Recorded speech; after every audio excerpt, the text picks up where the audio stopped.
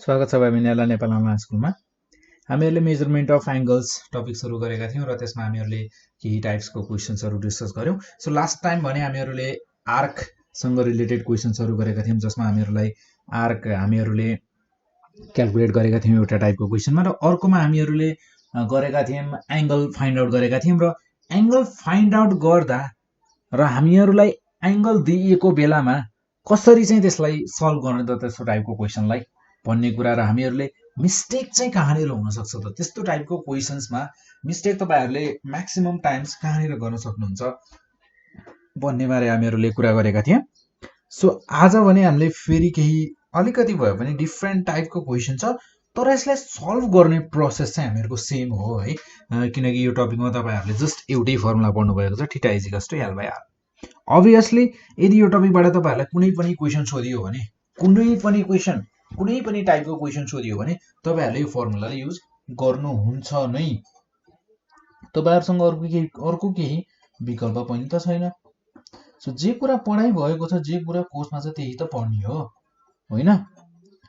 So जस्तै यो क्वेशनमा हेरौँ है, र हामीहरुलाई यहाँ क्वेशनमा भनिएको छ find the length of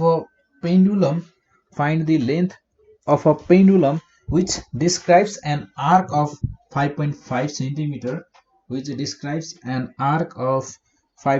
centimeter when it turns through an angle of 7 degree भनेर भनेको छ।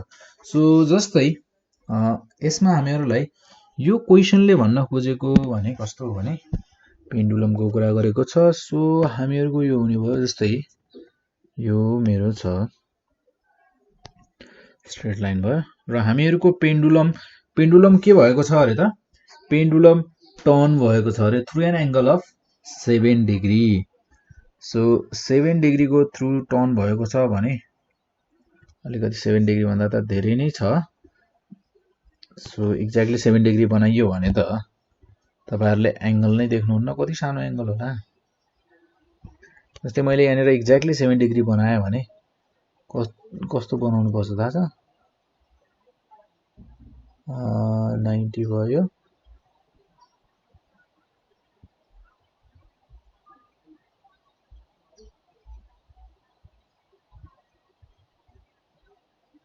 जस्तै यो 90 भयो नि। सो मैले आउनु पर्ने हुन्छ 73 सम्म 83 सम्म, ठीक छ। यत्रो एंगल बनाउँदा अलिकति बुझ्न गाह्रो हुन्छ हैन। सो 7 डिग्री भनेको चाहिँ एक्ज्याक्टली यत्रो हुने हो खासमा चाहिँ। मैले चाहिँ थोरै ठुलो बनाएको छु, तपाईहरुले बुझ्नुहुन्छ होला किन ठुलो बनाइएको एंगल भन्ने कुरा। हामीहरुको पेन्डुलम यस्तै हुन्छ हैन। सो पेन्डुलमको कुरामा अब हामीहरुको यहाँ भनिएको छ पेन्डुलम टर्न भएको छ हैन। सो टर्न भएको छ कतिले त 7 डिग्रीले मात्र। अब 7 डिग्री मैले एक्ज्याक्टली भनेर अलि सानो भन्छ त्यही भएर मैले ठुलो बनाए, तपाईहरुले त्यो कुरा बुझ्न सक्नुहुन्छ। सो हामीहरुको यो छ ल मान्नुहोस्, मैले के भने त मान्नुहोस् यो 7 डिग्री छ। सो अब हामीहरुको यहाँ हामीहरुलाई गिवन भनेको 7 डिग्री छ हैन।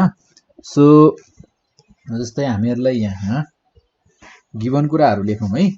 सो हामीहरुलाई यहाँ गिवन के छ त arc of find the length of a pendulum which describes an arc of 5.5 centimeter को आर्क छ हामीहरुलाई दिएको। So an angle here, an angle made at the center हामीहरुको सेन्टरमा बनेको एंगल भनेको कति छ त 7 degree. So an angle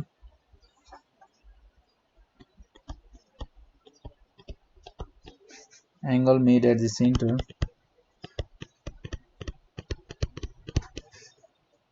center theta is equals to 7 degree। र हामीहरुले यो भन्दा पहिले पनि पुरा गरेका थियौं, डिग्रीमा दिएको छ भने हामीहरुले युज गर्ने फर्मुलामा जुन theta is equals to L by R छ त्यो theta is equals to L by R मा थीटा भनेको थीटाको युनिट के छ त्यहाँ? थीटाको युनिट भनेको त्यहाँ रेडियन छ। सो हामीहरुलाई यहाँ दिएको जुन यो डिग्री छ नि यो हामीलाई डिग्री मेजरमा दिएको छ र यसलाई हामीहरुले रेडियन मेजरमा चेन्ज गर्नुपर्ने हुन्छ। सो हामीहरुले यसलाई रेडियन मेजरमा कसरी चेन्ज गर्छौं त हामीहरुको जस्तै 180 डिग्री भनेको हामीहरुसँग छ पाई रेडियन र हामीहरुको 1 डिग्री भनेको हुन्छ पाई बाइ 180 डिग्री सरी पाई बाइ 180 रेडियन हुने भयो अब त चेन्ज भइसक्यो नि सो अब त युनिट पनि चेन्ज हुने भयो सो 1 डिग्री भनेको पाई बाइ 180 रेडियन हुन्छ भने 7 डिग्री भनेको कति हुने भयो 7 डिग्री भनेको पाई 7 इन्टु पाई बाई 180 रेडियन हुने भयो सो हामीहरुको यसमा यसलाई एक्ज्याक्टली डिभाइड त जाँदैन सो हामीहरुले के गर्छौं भने यसलाई यतिकै छोड्दियौं यसलाई यतिकै छोड्दिदा जस्तै यतिकै छोड्दिदा के होला पछि हामीले जसरी पनि पाईको भ्यालु 3.14 राख्नु परोस् चाहे 222.7 राख्नु परोस् दुईटा मध्ये एउटा त राख्नै पर्छ सो म यहाँनिर के गर्छु भने यहाँनिर क्यान्सल आउट हुने जस्तो चान्सेस छ कसरी भने मेरो 7 क्यान्सल आउट हुन सक्छ 7/8 180 जहाँ छ म यहाँ पाईको ठाउँमा 22/7 राख्दिन्छु सो 22/7 भनेको 7 क्यान्सल आउट 2 11 जा 22 2 90 जा 180 सो यो हुने भयो हामीहरुको 11/90 11/90 के यसको युनिट के छ त्यो याद गर्नु पर्यो युनिट भनेको रेडियन छ टाउकोमा सी लेख्ने सी पनि सानो सी लेख्ने ठुलो सी लेख्ने हैन सानो सी लेख्ने हो त्यो सानो सी टाउकोमा यसरी लेखिएको काई देखियो भने के बुझिन्छ त त्यो भनेको रेडियन मेजरमा छ है भन्ने कुरा बुझ्नु पर्छ सो हामीहरुको यसमा हामीहरुले के क्याल्कुलेट गर्यौं त angle at the centre so अब हामीहरुलाई यहाँ दिएको भनेको लेन्थ अफ पेन्डुलम त हामीले निकाल्नु पर्ने हुन्छ र 5.5 सेन्टिमिटर भनेको के हो त 5.5 सेन्टिमिटर भनेको त हामीहरुको यहाँ दिएको 5.5 सेन्टिमिटर भनेको कुन हो त यो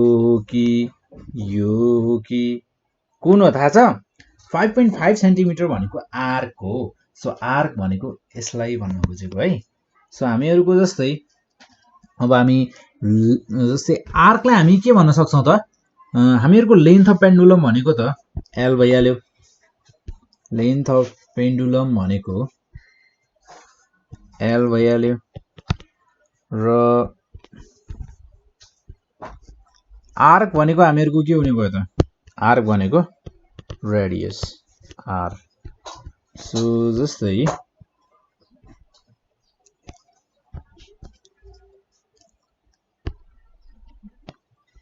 हामीहरुलाई यहाँ दिएको छ आर्क अफ सो यो हुने भयो 5.5 सेन्टिमिटर आर्क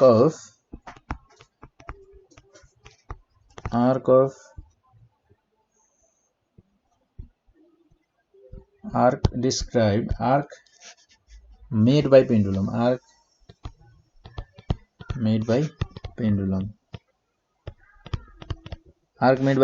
छ हामीहरुसँग 5.5 सेन्टिमिटर र आर्क मेड बाइ पेन्डुलम भनेको हामीहरुको हुन जान्छ हामीहरुको यहाँ जस्तै यसलाई तपाईहरुले यसरी पनि सम्झिन सक्नुहुन्छ है मेरो यो चाहिँ सेन्टर हो सेन्टर अफ सर्कल हो र यसरी घुमिरहेको छ यदि यसरी घुमिरहेको छ भने आर्क हुन्छ हामीहरुको यतातिरको यानी कि आर्क हुने भयो यो र आर्कलाई हामीहरु जनाउँछौं l ले र यो भनेको हामीहरुको यदि यस्तो सर्कल थियो भने यो भनेको यो रेडियस हुन्थ्यो सो यसरी सम्झिन सक्छौं सो हामीहरुलाई यहाँ दिएको छ arc so arc made by pendulum छ हामीहरुको 5.5 सेन्टिमिटर जसलाई l भन्छौं हामी सो यसमा हामीहरुले निकाल्नु पर्ने भनेको r भनेको के हो त length of the pendulum so length of the pendulum छ हामीहरुको r र r भनेको हामी क्याल्कुलेट गर्छौं so now theta is equals to l by r r भनेको हामीहरुसँग छ l by theta so l भनेको हामीहरुसँग छ 16.5 देन थीटा भनेको 11 एल भनेको यहाँ रहेछ 6.5 हैन 5.5 र त्यसै गरी थीटा भनेको छ हामीहरुसँग 11/90 सो 11/90 भनेको 90/11 सो 11/90 यसरी लेख्दा 90 फेरि माथि आएर 5.5 सँग मल्टिप्लाई हुने भयो सो हामीहरुको यहाँ यसलाई मल्टिप्लाई गर्दा कति हुन्छ हेरौं है सो हामीहरुको जस्तै 5.5 into 90 divided by 11 यो हुने भयो हामीहरुको 45 5.5 into 90 divided by 11 भनेको 45 सो 45 सेन्टिमिटर हामीहरुको लेन्थ अफ द पेन्डुलम कति रहेछ त 45 सेन्टिमिटर रहेछ hence length of pendulum is 45 centimetre पेन्डुलमको लेन्थ कति रहेछ त 45 सेन्टिमिटर रहेछ एउटा अलिकति डिफरेन्ट टाइपको अर्को क्वेशनलाई हेरौं है जस्तै हामीहरुलाई यहाँ भनिएको छ a goat is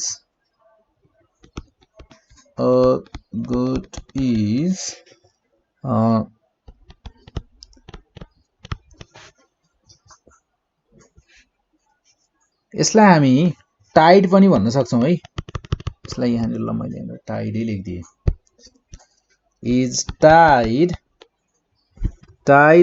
to a stake how long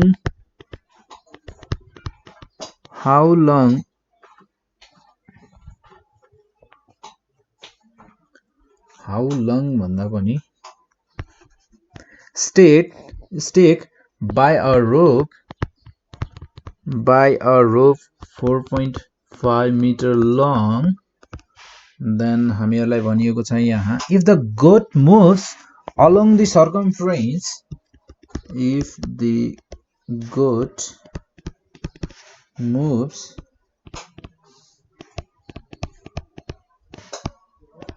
along the circumference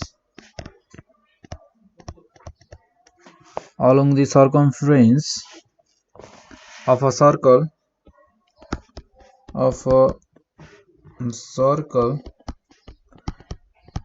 always keeping the rope tight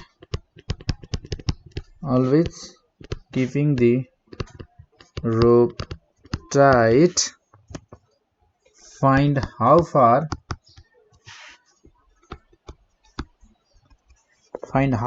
it will have to have gone when the rope has stretched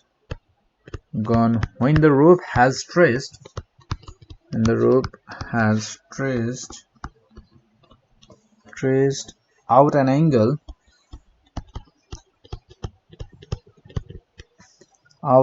140 degree so हामीहरुलाई भनिएको छ यहाँ यो क्वेशनले भन्न खोजेको जस्ट हामीहरुको फर्स्टमा हामीहरुले गरेका थियौं नि एउटा सर्कलको क्वेशन सबै क्वेशनहरु त्यस्तै टाइपको छ जस्ट भन्ने तरिका र त्यो क्वेशनलाई रिप्रेजेन्ट गर्ने तरिका त्यो क्वेशनलाई चाहिँ अलिकति यहाँ सोधिने तरिका चाहिँ थोरै फरक छ हरेक क्वेशनमा मैले यहाँ टाइप भनेर तपाईहरुलाई भने तापनि सबैको सल्भ गर्ने तरिका एउटै छ तर भन्दाखेरि हामीलाई त्यो क्वेशनलाई सोध्दाखेरि अलिकति डिफरेन्ट वेबाट सोधेको छ जस्तै अब यहाँ सोध्दा के भनेको छ भने एउटा बाख्रालाई 4.5 मिटर लामो धागोले यसरी बाँधिएको छ घाँटीमा हैन जसको र त्यो घाँटीमा बाँध्दा त्यो बाख्रोले यदि 100 जस्तै यहाँनिर उभिरहेको थियो र यहाँबाट 140 डिग्री त्यो मुभ भयो त्यो बाख्रो के गयो त यसरी मुभ भयो सर्कमफ्रेन्समा यसरी मुभ भयो र मुभ हुँदा कति टाढासम्म मुभ भयो होला भनेर निकाल भनेको छ सो हामीहरुलाई यहाँ निकाल्नु पर्ने भनेको एल यानी कि आर्क हामीहरुले क्याल्कुलेट गर्नुपर्ने छ र हामीहरुलाई 140 डिग्री भनेर यहाँ थीटा दिइसकेको छ र हामीहरुलाई यहाँ जुन रोप भनेर दिएको छ नि 4.5 मिटर लङ हो त्यो 4.5 मिटर लङ भनेको चाहिँ रोप भनेको अब यहाँ के हुने भयो त यहाँ रोप भनेको चाहिँ भयो हामीहरुको रेडियस। सिम्पल छ। जस्ट हामीहरूलाई थोरै क्वेसनलाई एक दुई पटक पढ्यौँ भने मजाले बुझ्छौँ र कुनै पनि क्वेसनलाई यदि हामीले बुझ्यौँ भने त्यसलाई सल्भ गर्नको लागि गाह्रो चाहिँ छैन, किनकि क्वेसन एउटै टाइपको छ, सल्भ गर्न गाह्रो अवश्य नै हुँदैन। सो जस्तै यस क्वेसनलाई सल्भ गर्दा हामीले कसरी सल्भ गर्छौँ त? सिम्पल छ, यहाँ लेखिसकेको छु मैले। सो अब यसलाई सल्भ गर्नको लागि हामीहरूले यहाँ फर्स्ट अफ अल त गिभन कुरालाई लेख्छौँ हामी। सो हामीहरूलाई यहाँ दिएको भनेको लेन्थ अफ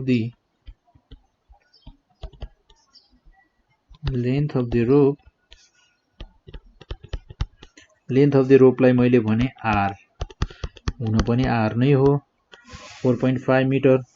सो त्यसपछि छ हामीहरूको यहाँ एंगल सबटेन्डेड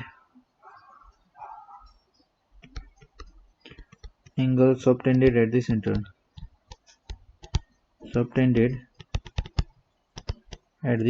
सेन्टर, सेन्टरमा सबटेन्ड गरिएको एंगल थीटा भनेको हामीहरूसँग छ यहाँ 140 डिग्री। सो हामीहरूको डिस्टेन्स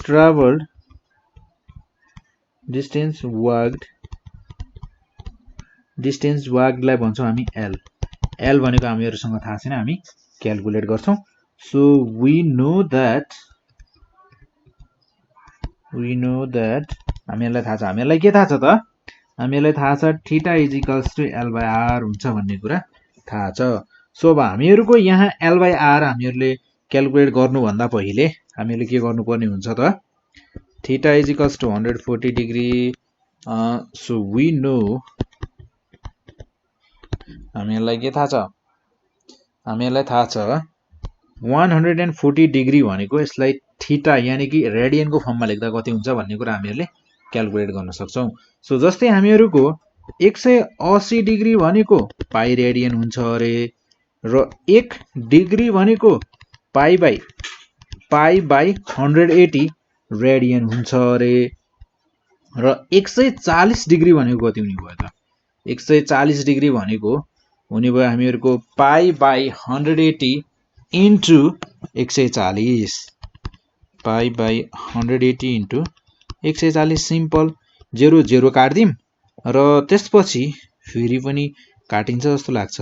2 7 जा 14, 2 9 जा 18, सो 7/9 रेडियन। सिम्पल, सरी 7 पाई है। सो 7 पाई हो भने त यो फेरि पनि काटिने भयो। सो 7/9 पाई भनेको 22/7, 7 7 cancel out, 22/9 radian, 22/9 radian. So हामीहरूको 140 डिग्री भनेको त्यसलाई हामीहरूले यदि रेडियन मेजरमा लेख्नु पर्यो भने कति लेख्नु पर्ने रहेछ त? 140 डिग्रीलाई 22/9 रेडियन। सो हामीहरूको यहाँ हेर्दा थीटा भनेको 22/9 इज इक्वल्स टु एल हामीहरूसँग छ त छैन, तर आर चाहिँ छ नि फेरि हामीहरूसँग 4.5 मिटर, 4.5 एल, र यो हुने भयो हामीहरूको 22 L is equals to 22 into 4.5 divided by 9, then 22 into 4.5 then divided by 9, यो हुने भयो हामीहरूको एल भनेको 11 मिटर।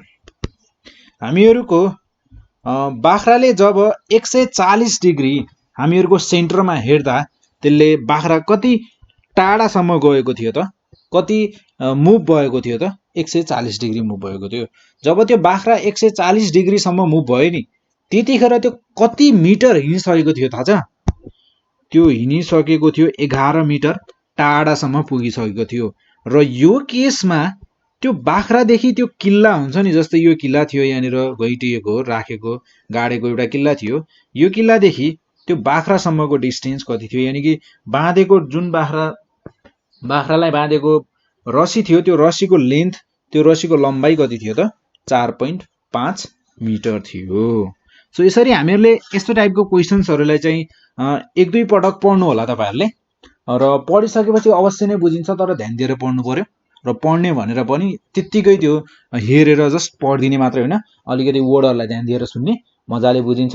र यदि फेरि पनि तपाईँहरूले बुझ्नु भएन र यस्तै टाइपको केही पनि र कुनै पनि क्वेसनमा प्रब्लम छ भने तपाईँहरूले नेपाल अनलाइन स्कुलमा कन्ट्याक्ट गर्न सक्नुहुन्छ।